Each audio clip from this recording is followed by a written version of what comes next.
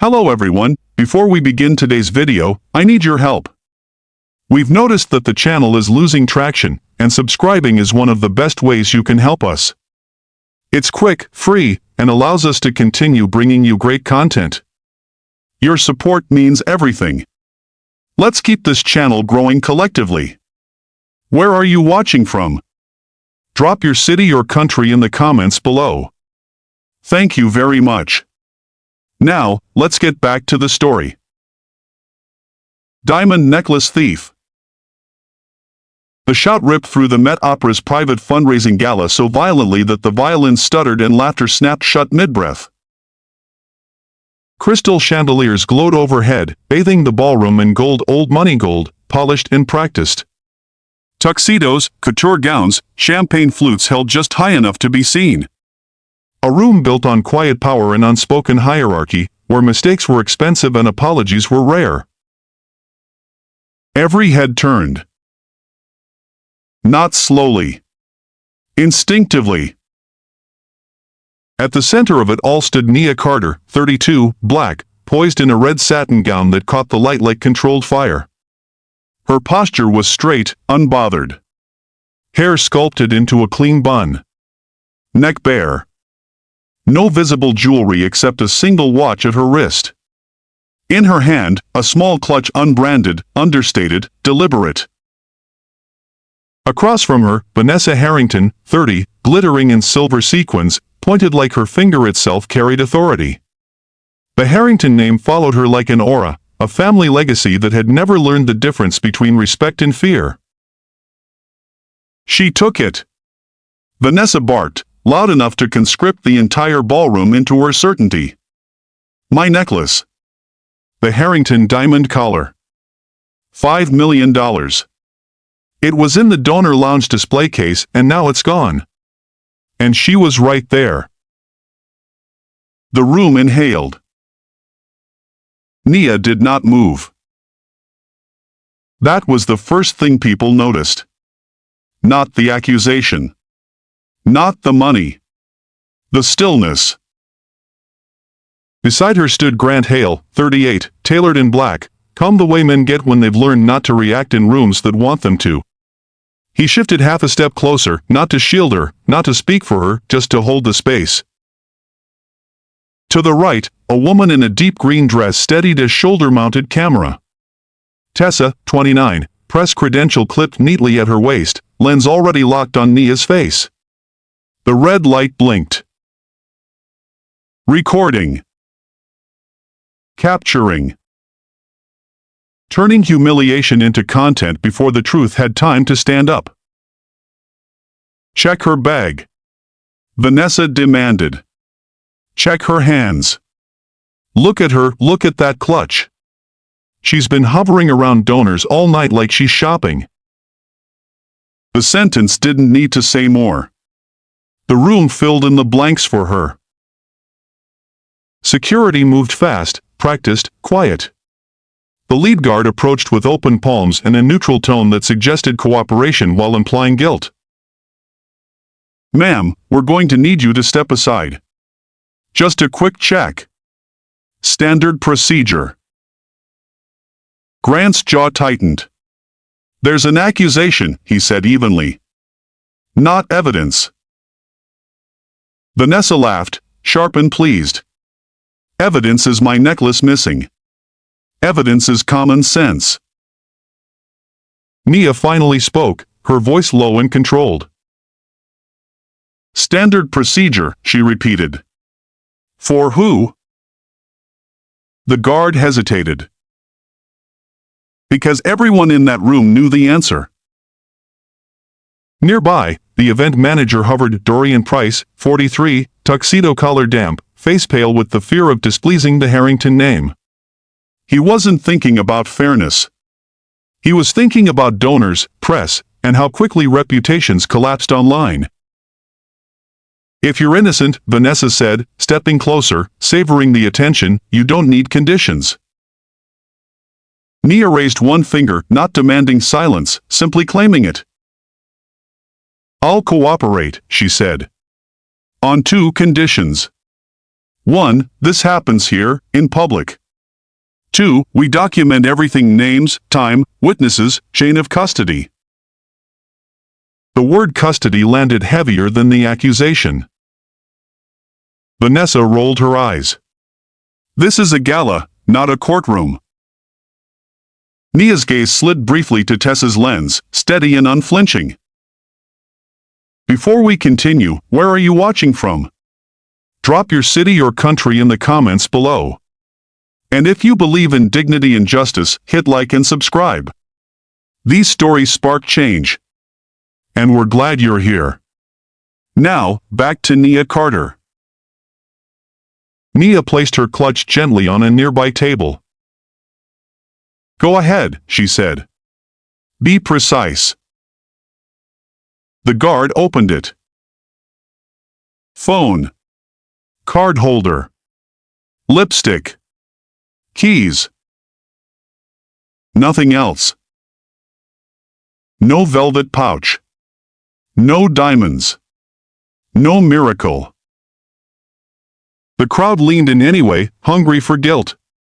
When none appeared, they didn't release her. They reached for another story. She handed it off. Vanessa snapped instantly. Search her again. Search her dress. She could have taped it. No, Nia said. One syllable.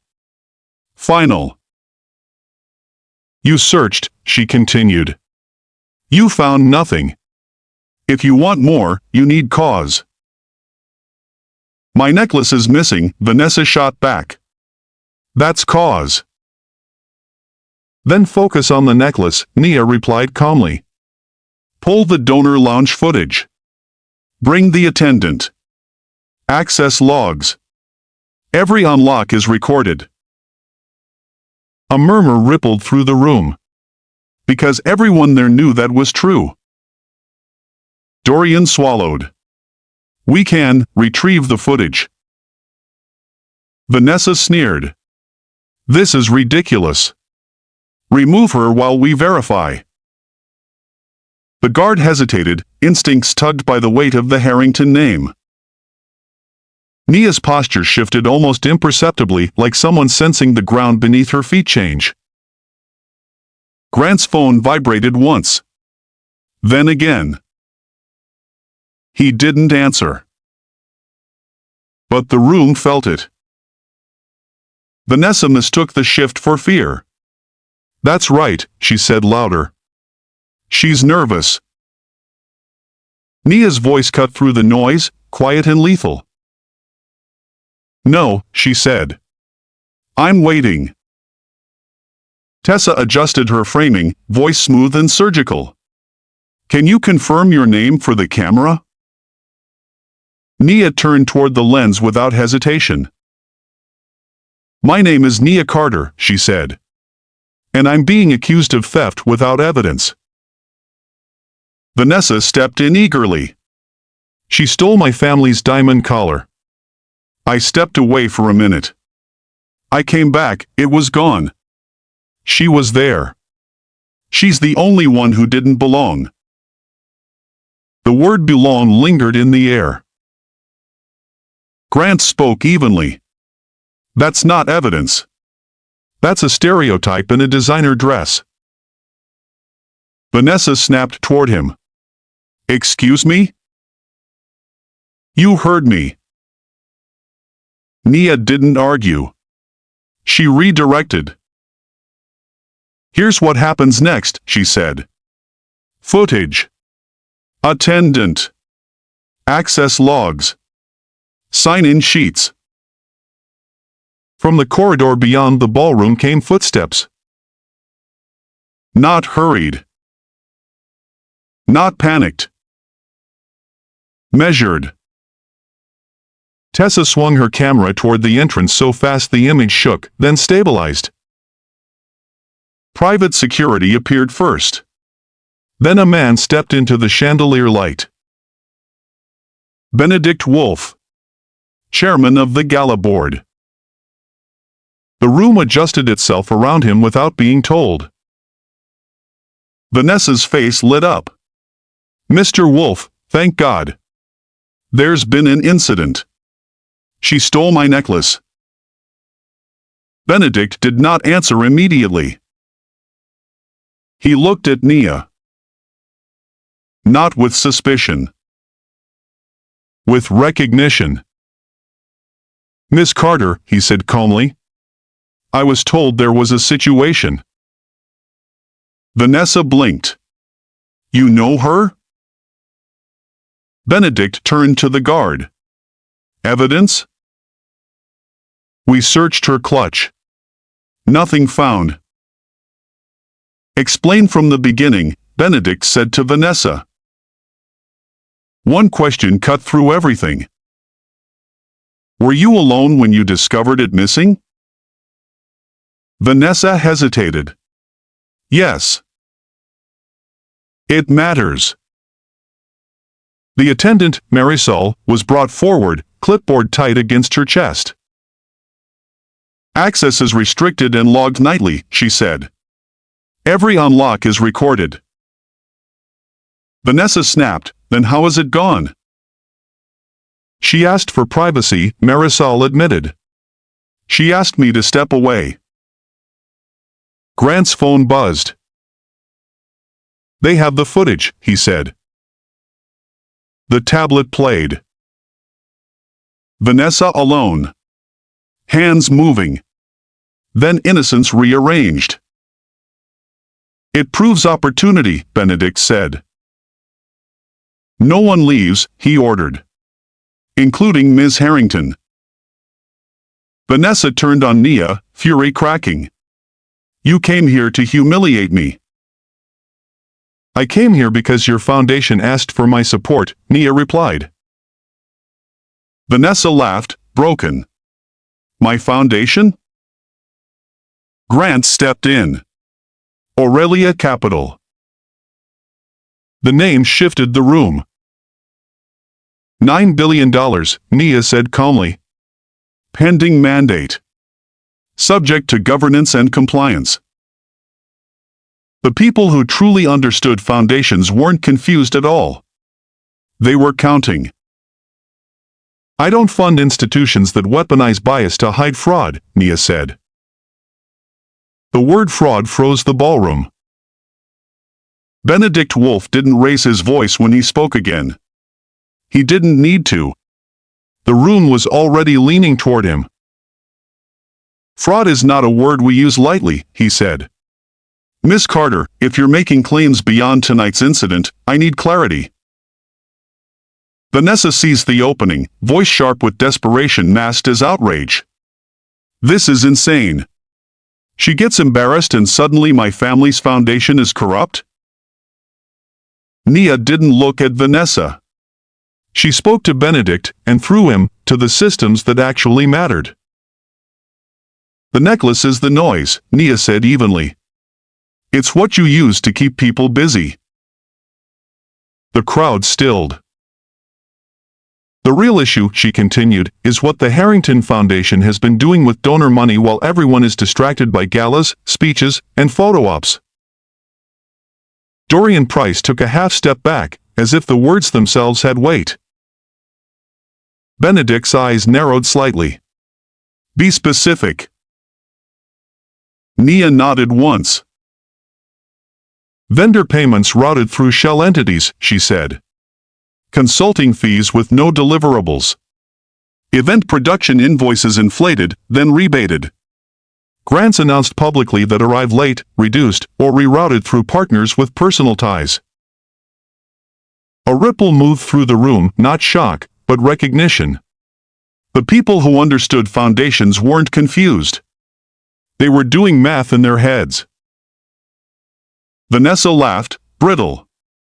You think you can walk into our world and accuse my family? Who do you think you are? Nia let the question sit for a beat. Power lived in pauses. I'm the person your board called when they needed $9 billion to stop being a story and start being stable. The number landed like a pressure drop. Benedict's jaw tightened. $9 billion? A pending philanthropic mandate, Nia clarified. Structured commitments. Endowment stabilization. Grant underwriting. Subject to governance and compliance. Vanessa shook her head, voice rising. This is fake. She's bluffing. Grant's phone vibrated again. He looked at Benedict. Counsel has the preliminary packet ready, he said. Time-stamped emails. Vendor maps. Payment trails. Due diligence notes. Benedict made a small motion with his hand. One of his security men touched an earpiece, speaking quietly. The doors at the far end of the ballroom closed without announcement. Vanessa's confidence began to fray. This is a setup, she insisted. You're all turning on me because she's playing the victim. Nia lowered her voice, and the room leaned in. I'm not a victim, she said. I'm a decision-maker. And I don't fund institutions that weaponize bias to silence scrutiny. Benedict turned to Dorian. Secure the donor lounge. Preserve all footage. Full chain of custody. Dorian nodded too quickly. Yes. Of course. Benedict continued, bring the board's legal liaison. Now. Vanessa's eyes widened. You're negotiating with her? Benedict didn't look at her. This isn't a negotiation. This is governance. The legal liaison arrived moments later, a woman in a navy suit, composed and unhurried. Chairman, she said. Benedict gestured toward Nia. Miss Carter has raised concerns backed by documentation. We're proceeding. The liaison nodded once, then addressed Nia. If you have materials, we can secure them tonight. Grant stepped forward. We can transmit a preliminary packet immediately. Vanessa threw her hands up. So what, you want an apology? Fine. I'm sorry you took it personally. A quiet, uncomfortable sound moved through the crowd. Nia didn't smile. That's not an apology, she said. That's an insult with better manners. Benedict's tone sharpened. Miss Harrington, you will tell the truth. On record. Vanessa opened her mouth. Nothing came out. Then her phone vibrated. Once. Twice. Again. CFO. PR Director. Board Member. Legal Counsel. Her face drained in real time. Tessa's camera caught it, the exact moment entitlement gave way to panic. Vanessa looked at Nia, voice barely above a whisper. You set me up. Nia replied calmly. You set yourself up when you decided a lie was easier than accountability. The legal liaison turned to Dorian. Seal the donor lounge. Collect the access logs, sign-in sheets, and attendance statements. Notify auditors tonight. Vanessa snapped, voice cracking. Auditors? Over a necklace? Not because of a necklace, the liaison replied. Because of patterns. Vanessa's eyes flicked just once toward the corridor leading to the VIP dressing suites. It was a reflex. A mistake. Grant saw it. Tessa saw it. Nia saw it. You moved it, Nia said quietly. Vanessa shook her head. I didn't. Security shifted, closing the space without touching her. Benedict's voice dropped. We can do this the easy way or the legal way. Vanessa's shoulders collapsed. I needed it, she whispered. The room froze. I needed the necklace, she continued, voice breaking. I needed the story. I needed her to stop digging. Nia didn't react. I was going to find it later, Vanessa rushed. Make her look guilty. Then the board would stop listening. Benedict's voice was ice. Where is it? Vanessa closed her eyes. In the VIP dressing suite, she said. Behind the mirror cabinet. Security moved immediately. The ballroom waited in a silence that felt heavier than noise. The wait felt longer than it was. Then the doors at the far end of the ballroom opened. Two members of private security returned, moving with the kind of controlled urgency that didn't invite questions. One of them carried a small velvet pouch sealed inside a clear evidence bag. The other held a tablet, screen locked, posture rigid. The sight alone shifted the room. No drama. No flourish. Just confirmation. Benedict Wolf stepped forward and accepted the evidence bag with gloved hands. He didn't raise it. He didn't display it. He simply acknowledged it, like a fact finally catching up with the lie. The necklace has been recovered, he announced.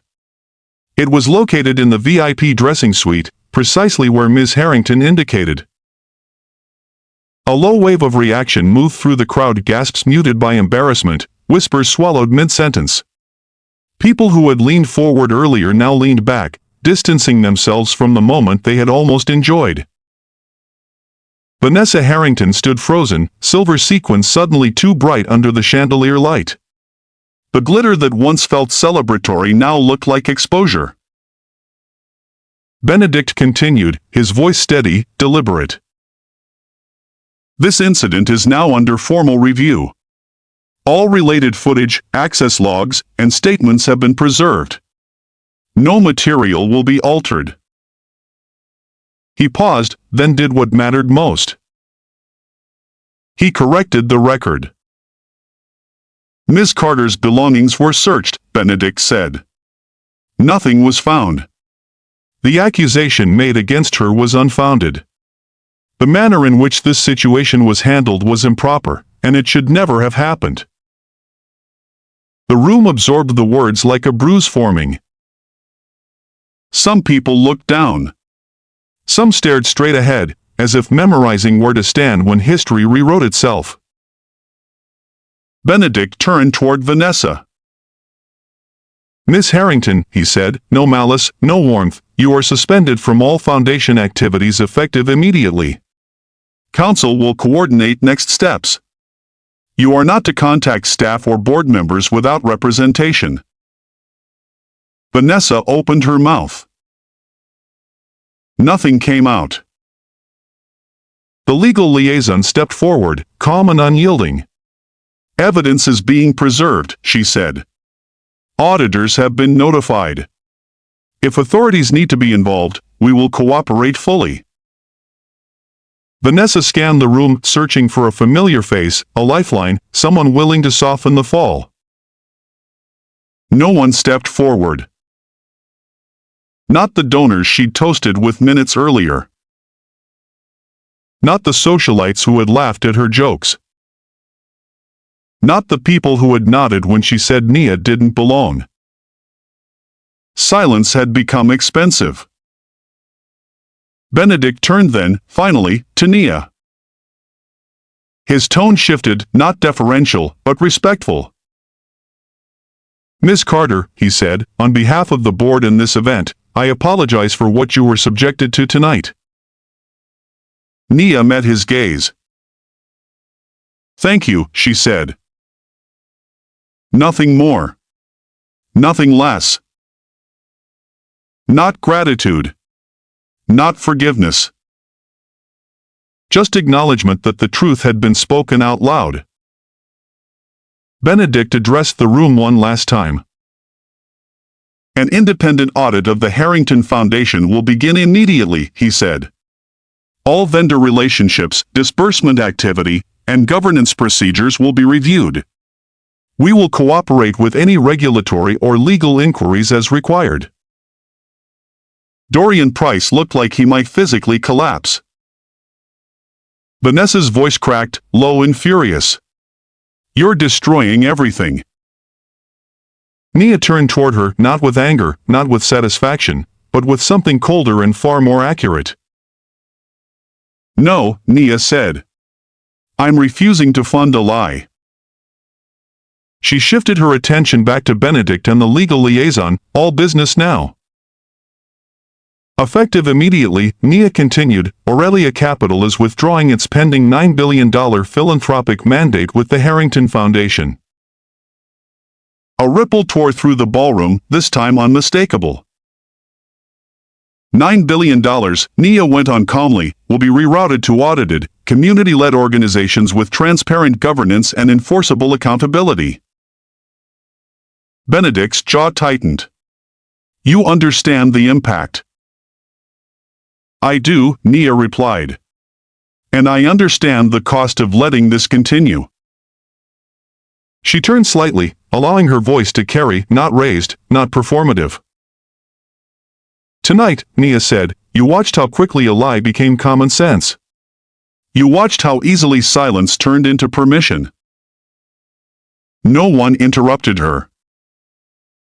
You also watched how power behaves when it assumes no one will challenge it. Vanessa whispered, her voice barely holding together, you're ruining me. Nia met her eyes. You ruined yourself, she said quietly. You just thought no one would make you pay. Security approached, not roughly, not theatrically. They didn't need to. They guided Vanessa toward the exit with the quiet efficiency of consequences finally doing their job. Tessa lowered her camera for the first time all night. Not because the story was over, but because she'd captured something rarer than scandal. She'd captured power exercised without cruelty. Nia didn't wait for applause. She didn't wait for validation. She adjusted her clutch, smoothed the line of her gown once, and turned toward the doors. Grant fell in beside her, half a step back, not leading, not following, just holding space. As they passed the tables of diamonds and donors, the whispers followed them, changed now. Not who invited her. But who is she? Nia didn't answer. The answer wasn't a speech. It was what she had just done. Outside, the night air was cooler. Cleaner. The noise of the gala dulled behind heavy doors. Nia paused under the building's lights for a single breath. Then she kept moving, heels clicking steady, unhurried. Because justice didn't need to shout. It only needed someone willing to document the truth. And the power to move $9 billion away from a lie.